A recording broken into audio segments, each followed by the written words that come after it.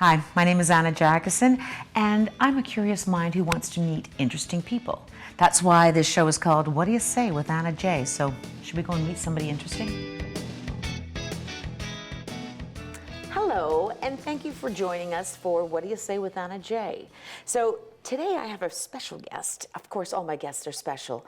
But today's guest is currently the managing broker for Sotheby's International. He's voted repeatedly as the best realtor in the Okanagan, and he is the recipient of the Queen Elizabeth II Platinum Jubilee Medal for long-standing commitment in the Okanagan. He's also a managing partner and part owner of Kelowna Actors Studio, and I know him as friend, Nathan Flavel. Aw, hello, thanks, darling. How are you? I'm great. Thank you for that. That's very nice. Thank you so much for being here. You know that you're also the first man that I've had on this show because I kept having these really interesting women coming on, and then I thought, when I first started doing this show, I talked to you about it, and I thought, well, I need to have you on it now. So, hello and welcome. Thank you very much. I'm honored to be here. Well, Nate, tell me a little bit about, so where were you born and why are you in the Okanagan? Good question. So, Yeah. Born in the Kootenays. I was born in Nelson, probably one of the last. I don't think you can be born in Nelson anymore. Well, not in a hospital anyway. Yeah. And my family moved to Prince George when I was very young. Well, Vernon and then Prince George. And grew up in Prince George. Spent almost all my summers here in the Okanagan. And my family had property on Lake Okanagan. So I spent a lot of summers in this community and loved it, as a kid. And the very first opportunity I had to sort of pick where I wanted to land, I chose the Okanagan. Now my family sold their lakefront property, moved out, and it's now a city beach, so that's kind of cool. Okay, but that's so I can still go visit it. But yeah, it just happens that we always seem in this family to have one token Okanagan person, so family always comes to visit. But, Right, of course. I know I have to make sure that my spare room is always ready. I call it the bed and breakfast. Yeah. Yeah, the bed and breakfast, except I'm the cooking and I never get any money for it. Randy does the laundry, so it's good. Yeah, because that's what he was doing the other day. All right, okay, so when you landed, did you look around? Did you already have work? Like, how did you kind of get into theater? Because you're now doing real estate, but you were very much, when I first met you, involved in Kelowna Actors Studio. Right. So when I first came to town, actually, I got my radio and television broadcasting degree. That was what I thought I wanted to do. I loved, I was that kid that wanted to be a lawyer. Right. And then also really loved advertising. So I combined the two of them and got into broadcast naturally. Yeah. And I worked for, I went to school at NAIT in Edmonton and transferred out here to be I was going to be all nights at the Lizard back in the day.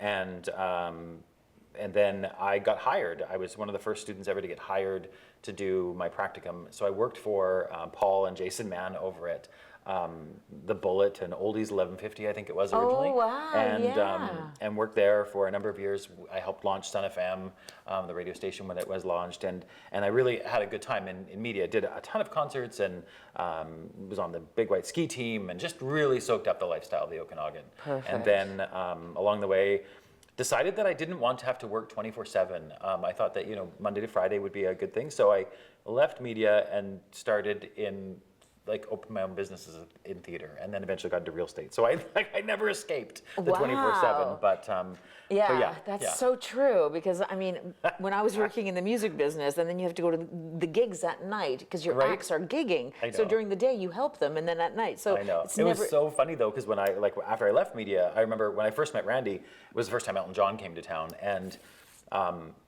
I had always had a direct line to tickets. It was really easy to get them. And so I just met Randy, and he was the executive director for the Rotary Center for the Arts. That's right. And new to town. And so when Elton announced the concert, I phoned Randy and said, I know we've only gone out a couple times, but I need you to do something for me because you have pull now based on your title.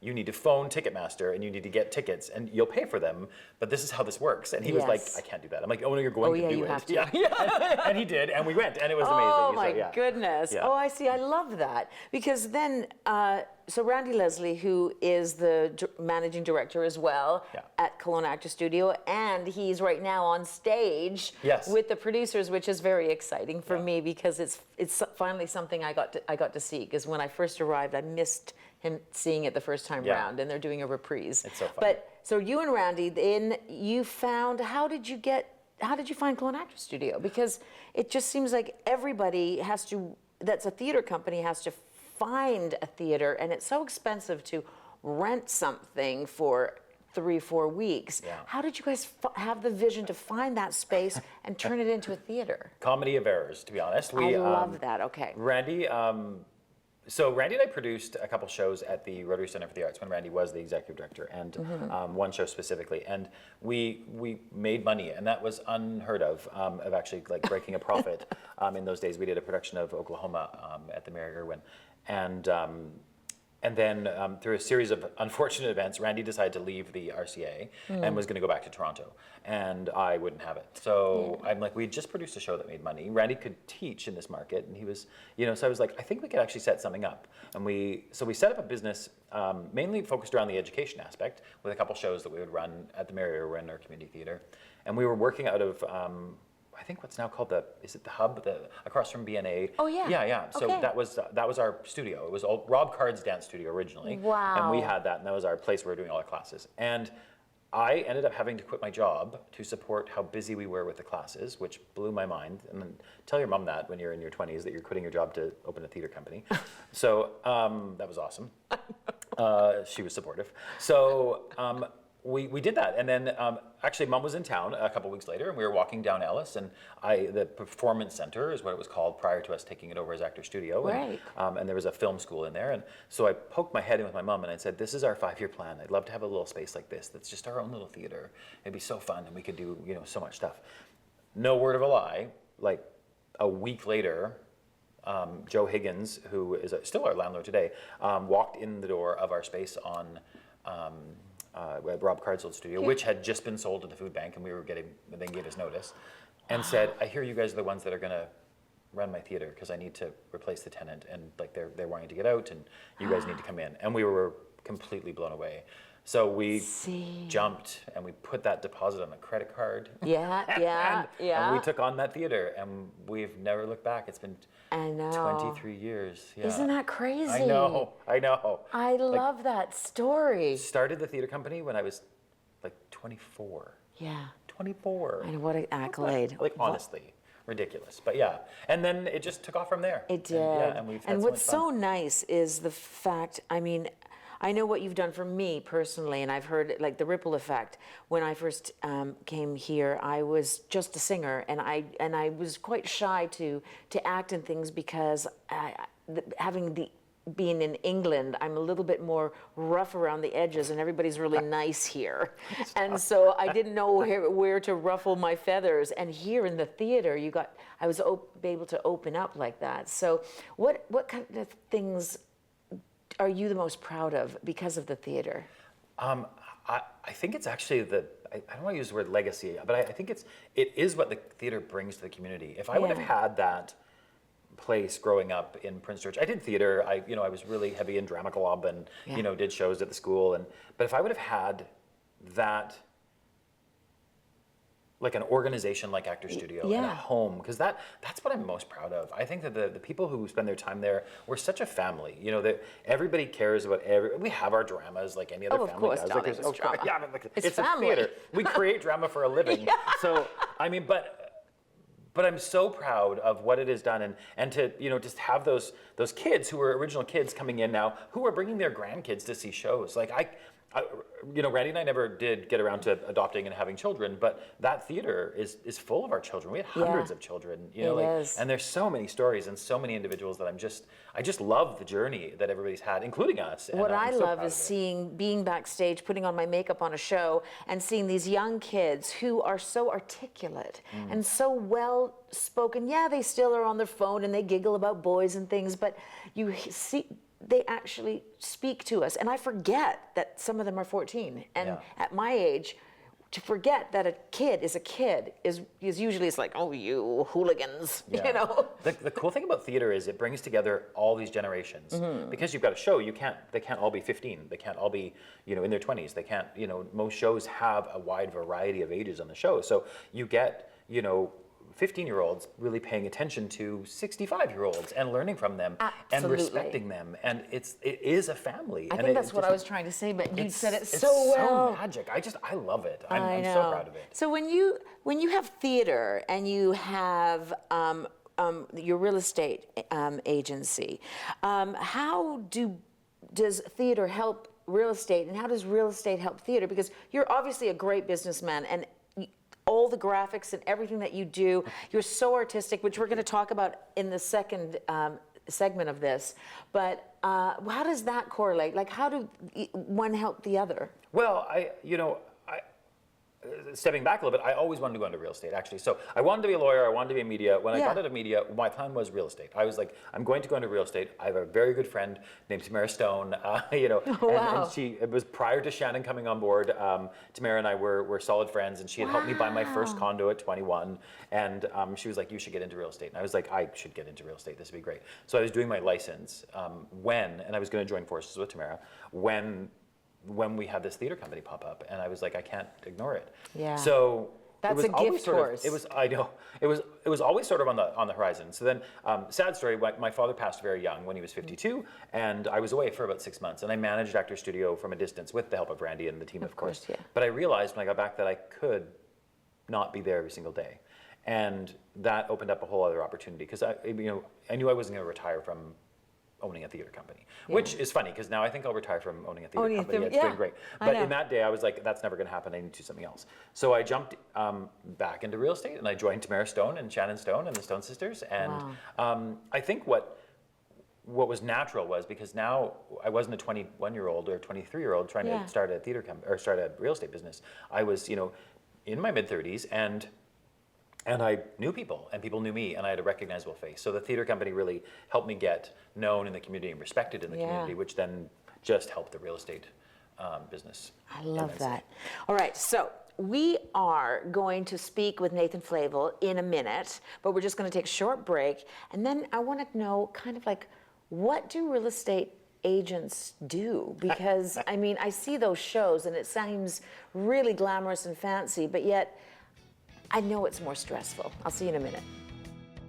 Hi there. So, I'm Anna J. What do you say? And this is Nathan Flavel, and we are back chatting about real estate, theater, and whatever else comes along. But I do want to ask you, Nathan, what actually happens as a realtor? I see these, buying sunsets and shows like that. It just seems like everyone is more interested in looking excellent and having drama than actually doing their job. So what is a real estate agent? Well, I mean, it's a TV show. That is a TV show for sure. So it's not quite as glamorous. But I do think like real estate is really about relationships and nurturing those relationships and staying, in flow with your clients to help them through, everything, major life moments or with major investments. So it's a really fun role. I really enjoyed. I've now moved into the managing broker role, so now I manage a team of 35 realtors and train them, which is kind of like a sort of taking care of a room full of toddlers with razors. Which, I mean, sorry if any of my realtors are watching. But, that's brilliant. But the concept of being like theater. Yeah, it's so similar. It's exactly the same role. Wow, it's so funny. I'm glad. But the as a realtor, you have those glamorous moments. I mean, it is important to look nice and to to showcase the properties well and your salespeople, right? I mean, that's the reality. But with our company, with where I work at Sotheby's, it's more relationship centric and relationship focused. I just found that I've met and found my people. Yeah. It was very focused on community, around arts, around like with the auction house, around just the finer things in life, which is what we all want when we move to the Okanagan. Yeah, it is. So it's such a beautiful place to live, and so yeah, it can be glamorous. You can be walking through $15 million homes and doing some and meeting some really cool people that are coming across. We have one of our agents. we've actually got a group of agents coming Yes. at the end of this month. They're the top Sotheby's agents across Canada, and one of them is the agent for the royal family. Like, I mean, it's just, it's so Wow. cool. So you do get to really connect with some really interesting people in that role. The one thing that I like about you, Nathan, in particular, is how creative you are. I know that you knit and you create these beautiful fabrics and wallpapers. Like in your office, when I mentioned, I said, this wallpaper is so bespoke. Is it from England? And you're like, no, I just made it.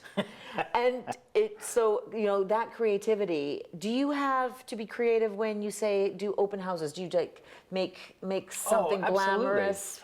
Absolutely. I think that like the more fun you can have with an open house or a broker open where you invite other agents to check out a home. Yeah. In fact, I think I actually brought you in on Yes, one of you them. did. We did an open house where I had live jazz and a winery doing tastings, and I just, and I sold the house to an agent or to a client that came into that open house. So it was very so cool. cool. It's just, there's some really, I think you can be a lot more creative than just doing the standard all the time. And sometimes the standard is perfect. Like that's exactly That's all what you it needs. need, exactly.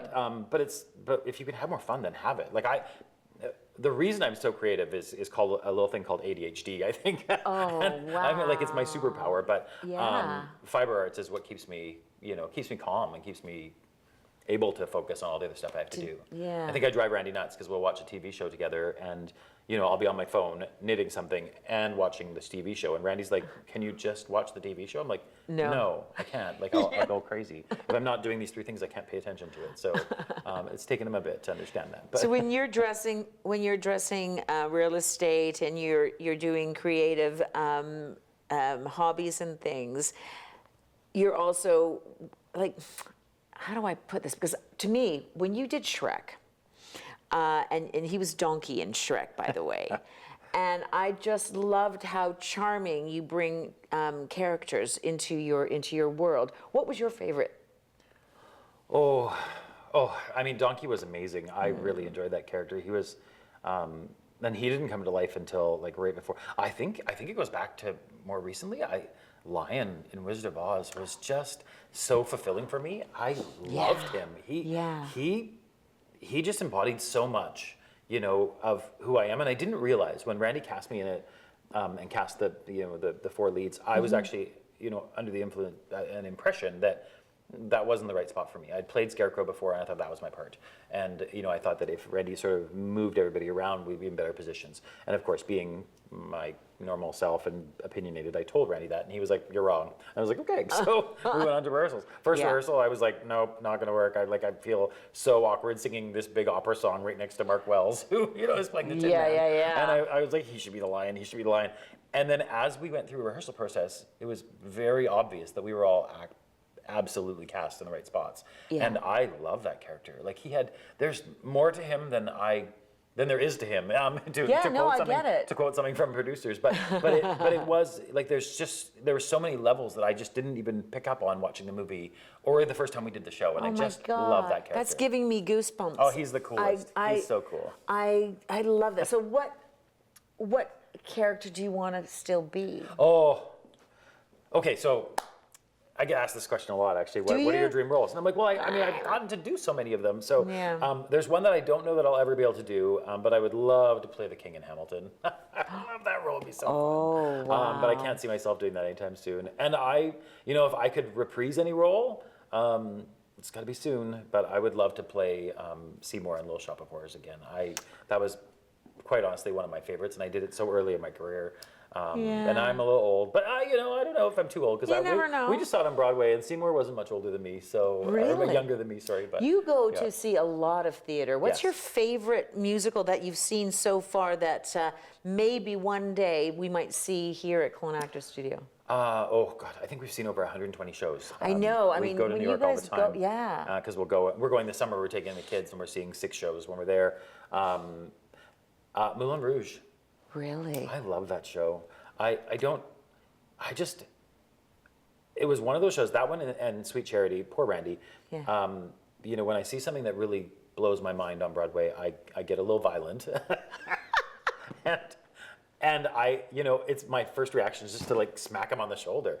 And I know when I saw Bob Fosse's choreography in Sweet Charity for the first time as the Rich Man's Frug, poor Randy had bruises on his arm. Like I just was beside myself. Yeah. And Moulin Rouge was the same way. I hadn't heard the soundtrack before because I knew the movie, but they changed it. And when I sat there and watched the show, I just every single song completely blew me away. And I loved it, like everything how they did. And it helped that Randy and I were sitting, front row. We were we sat with Chris Rock for that show actually. Wow. Didn't know he was there until after he talked, but yeah. But yeah, Randy turned to me in intermission. He's like, "How are you enjoying the show?" And I was crying. So he was like, "I'm gonna go to the washroom. I'm gonna sit here and just I'll be fine." He's like, "Do you want another glass of wine?" I'm like, "No."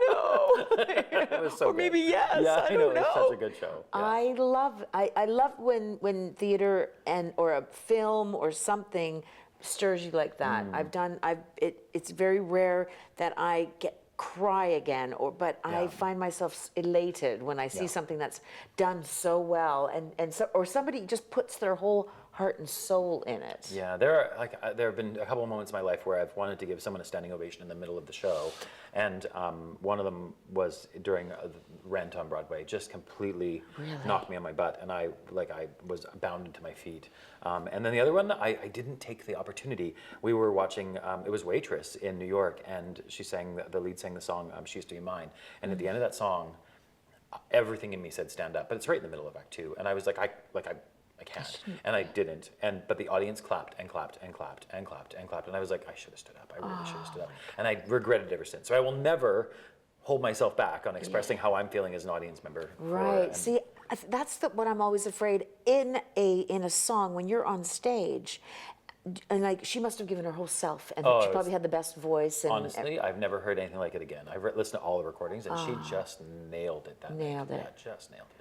How does one stay on the stage and accept it, and without people behind going, okay, come on, we got to get on with the show. I know. You know? Well, you just do. I mean, one thing I love about Broadway is how they, when a big star steps on stage, the audience bursts into applause. And they've just come to stand there. They stand there and wait for everybody to stop, and then they pick up the show. But it's just so fun. Like, as soon as, Nathan Lane steps on the stage, the audience is going to erupt for, a minute or 2 minutes, and then everybody calms down, gets themselves more composed, and the show continues. And then it's like, okay, get over the set. There, not doing anything. It's so stoic. Oh, I want that again. I'm so excited. I'm so excited that you guys are still continuing with the Kelowna Actors Studio, and then you've got 6 shows coming up now because you took kind of started doing more live music, which is always good.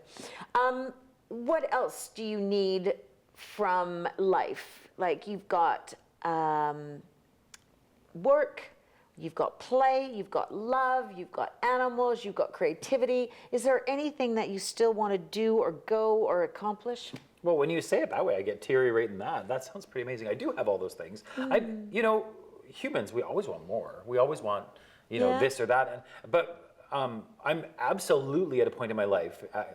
For the longest time, recovering from COVID was, what we were doing. And that was the focus. And with announcing 6 shows for this next season, I really feel this year is where there's so many things wrapping up. And it took years to get those things all wrapped up. And they're wrapping up and they're closing. And I'm like, that's done, and now that's done, and this is done.